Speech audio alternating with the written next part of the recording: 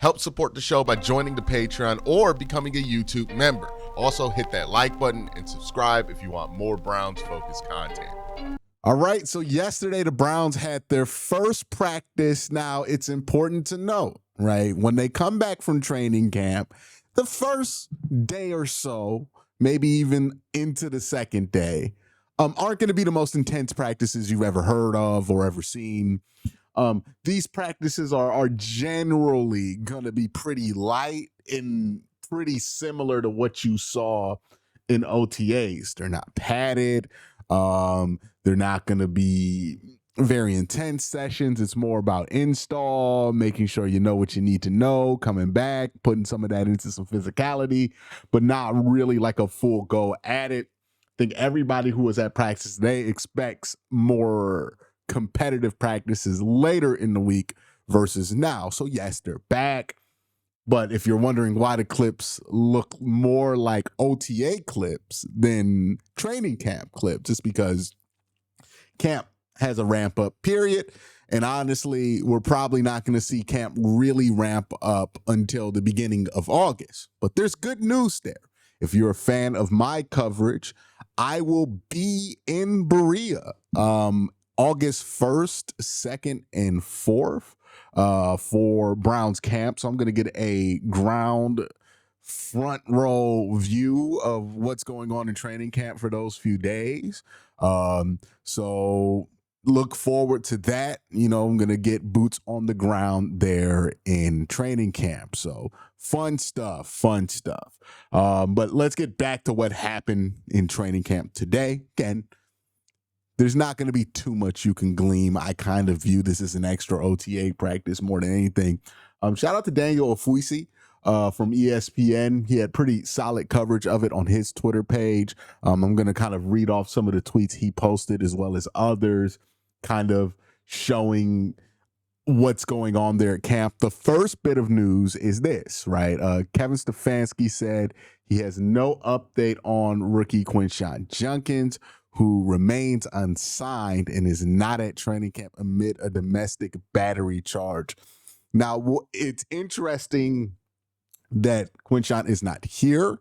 It's interesting that it didn't seem like the Browns coaching staff made that much of a stink about it. It could be the case that they're going to allow Quincy to come back to practice and sign his rookie deal, maybe give it a week, let this news kind of blow over and then bring him in.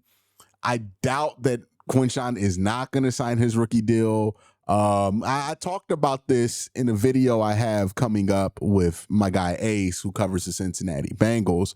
The idea that you're not going to sign your rookie to their contract, or your rookie's not going to sign their contract and go into the draft next year.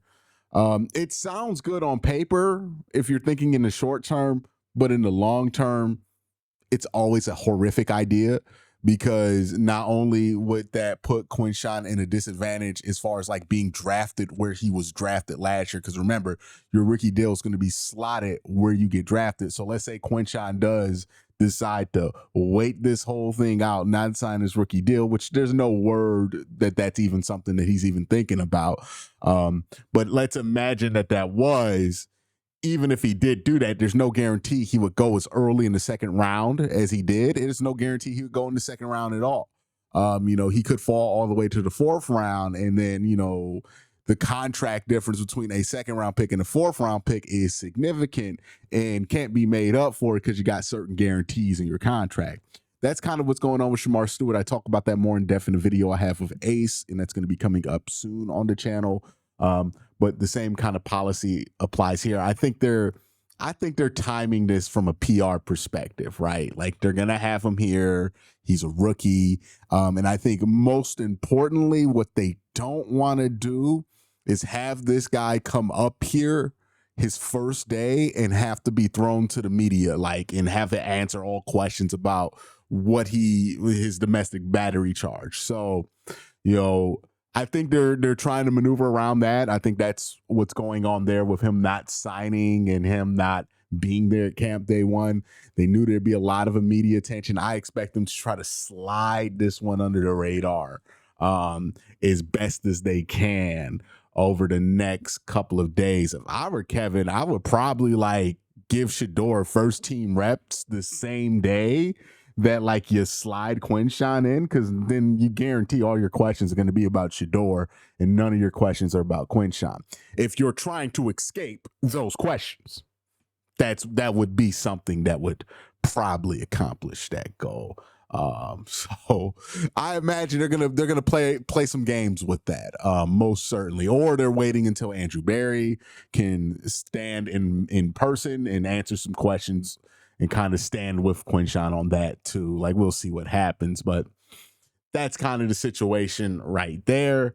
And maybe it might be that, Quinshon's legal team doesn't want him up at practice right now answering these questions when they don't know what their specific strategy is going to be, if this whole case goes to court, because again, these are legal charges, right? So it's not like a simple manner. All right, Daniel Fuise also reported that Kevin Stefanski has does Kevin Stefanski have a timeline for making a decision on the Browns starting quarterback? Kevin Stefanski said, I have a plan that's in pencil, and we have to take in information every single day, take in how guys are handling certain situations, adjust from there. Ultimately, we love to make a decision sooner than later. You're going to hear more quotes about Kevin in this quarterback room.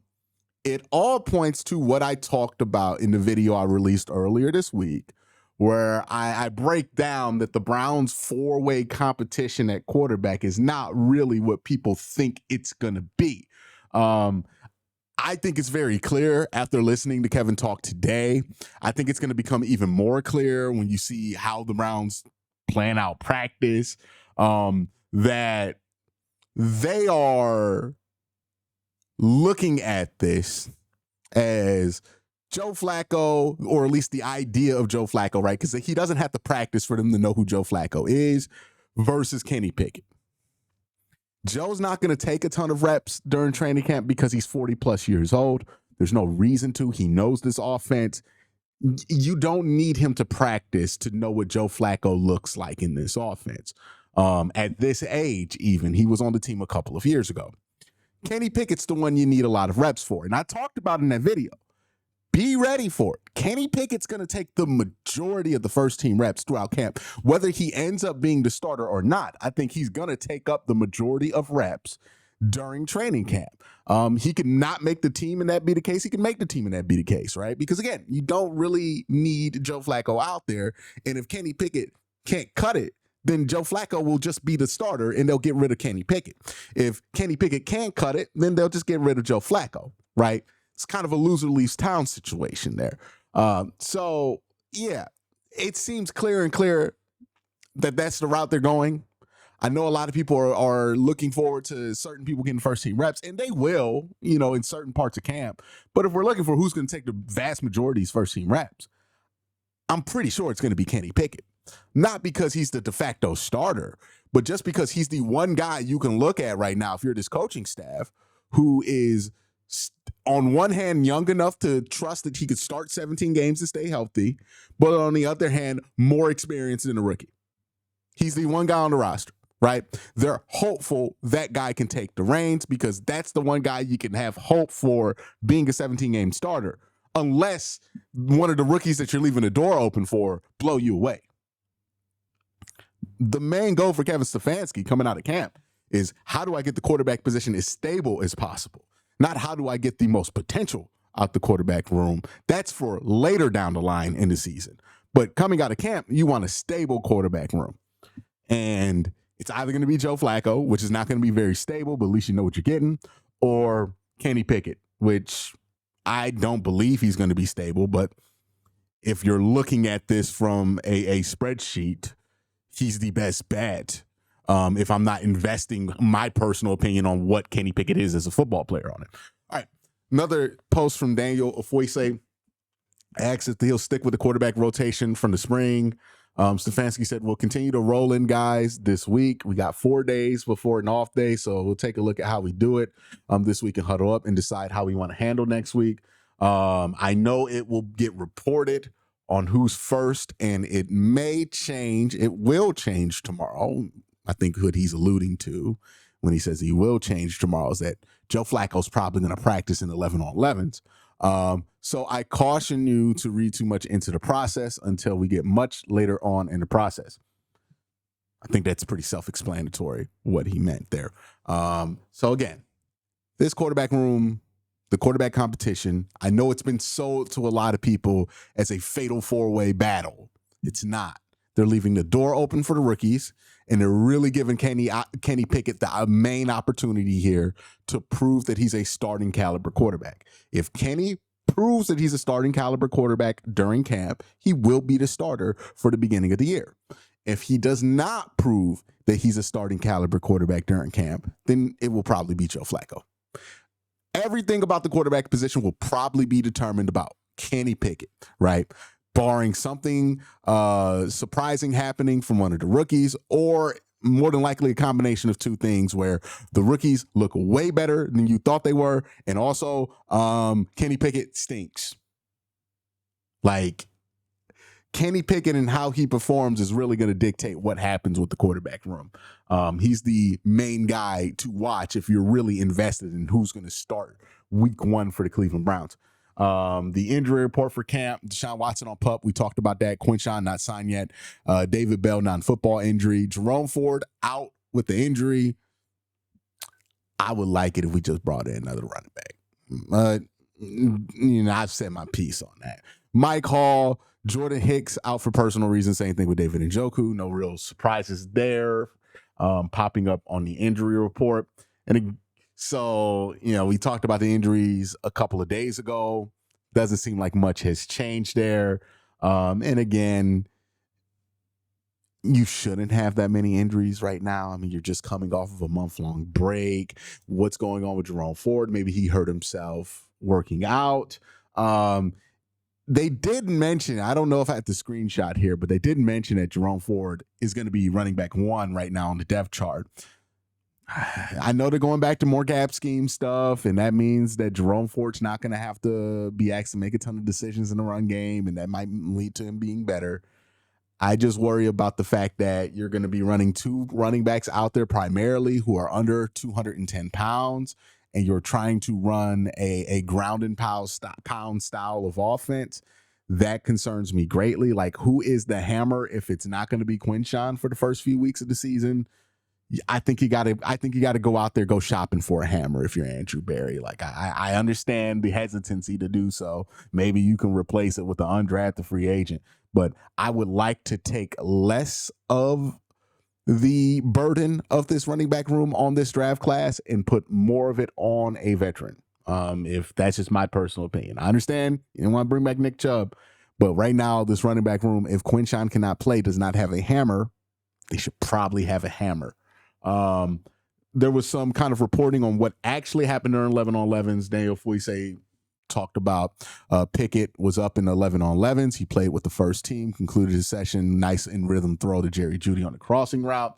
Gabriel went with the second team, just concluded his session with a deep touchdown to Greg Lervin. Joe Flacco went in 7 on 7s, but not in 11 on 11s. And then I think Shador Sanders went with the third team. And I don't believe there was much of note about his run here, right? I think I got the quote right here. Third team, uneventful session, but he was pressured a bit. Testament to the Browns defensive line. So, co-word, nothing happened there with Shador today. Practice. Daniel Foyce, who was there, again, his observations. Isaiah McGuire lined up opposite of Myles Garrett. Garrett said that starting spot is up for grabs. No real surprise there. Isaiah McGuire is going to have to leg up in that competition. If he plays anything like he did last year, he will easily win that competition. Harold Fanin and Blake Whitehart running with the first team with Njoku not in. That makes sense. Carson Schlesinger took first team linebacker reps next to Devin Bush with Jordan Hicks out. That's a good sign. They're already putting him on the first team, right? Mason Graham was up first at D tackle alongside with Malik Collins, which is another good sign there. So that's what happened there at Browns training camp. More of what, if you've been watching this coverage of the Browns, would think was happening with the quarterback position. No real surprises there. They're gonna give Kenny Pickett the opportunity to prove that he can be a starting quarterback in the NFL in training camp. If it looks like he can do it, they're gonna go with it. That's why they traded for him, right? If it looks like he can't do it, then that's what Joe Flacco's here for, right? So you don't have to play a rookie if they're not ready, but you got somebody you can play just in case. That seems to me a pretty clear plan of what the Browns quarterback room is, right?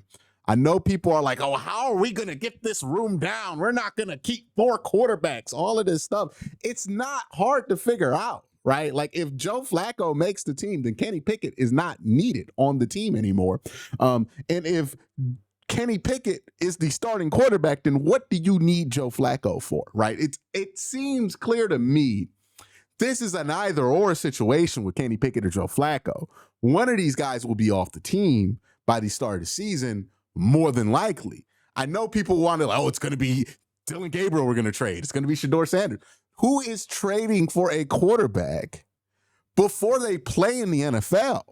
Who's doing that? Nobody's that. Like, I don't think there's been very many examples of a team that had an opportunity to draft a player, decided not to draft the player, and then 3 months later traded for the player. Who does that? Nobody does that. That's not happening, right?